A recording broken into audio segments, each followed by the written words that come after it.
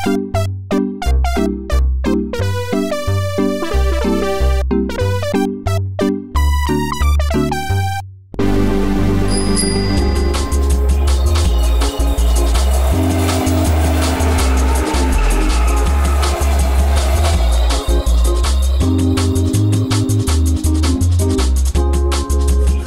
tagad tu brauktu ar riteni, zināji, ka tu mūziku nevarētu klausīties. Kurš tad to nezina?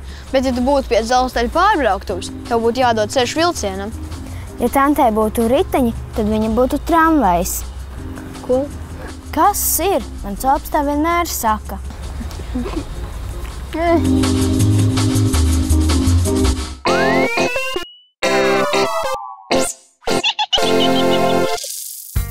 Šķērsojot dzelzceļa pārbrauktuvi, jādod ceļš vilcienam, kas tuvojas.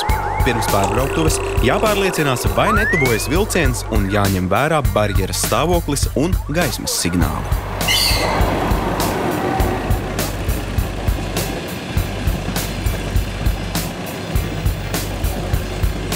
Ir divu veidu dzelzceļa pārbrauktuves – ar barjerām un bez barjerām.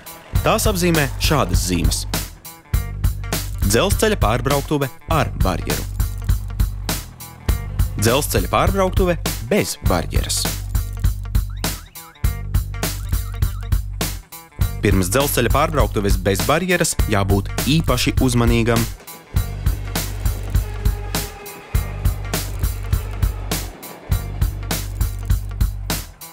Pirms pārbrauktuves jāapstājas, jāpārliecinās, ka tuvumā nav vilciena un tikai tad drīkst šķērsot pārbrauktuvi.